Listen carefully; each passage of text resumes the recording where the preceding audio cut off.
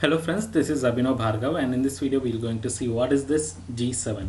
So G7 is a group consisting of Canada, France, Germany, Italy, Japan, UK and US. And the European Union is also represented within the G7. And these countries are the 7 major advanced economies as reported by the IMF. And G7 countries represent more than 64% of the net global wealth and also a very high net national wealth and a very high human development index are the main requirements to be a member of this group. And the G7 countries also represent 46% of the global GDP evaluated at the market exchange rates and 32% of the global purchasing power parity. So G7 is an informal bloc of industrialized democracies that meets annually to discuss issues such as global economic governance, international security and energy policy. And proponents say the forum's small and relatively homogeneous membership promotes collective decision making.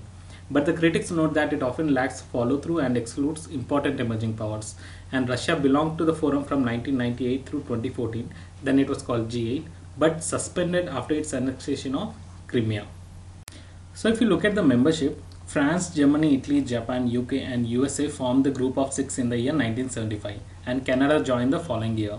However, there is no formal criteria for membership, but the participants are all developed democracies and the aggregate GDP of G7 member states makes up nearly 50% of the global economy.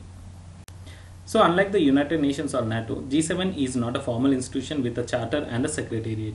Instead, the presidency, which rotates annually among the member states, is responsible for setting the agenda and arranging logistics. So this is the basic information about G7. Do like, share and subscribe to this channel. Thank you.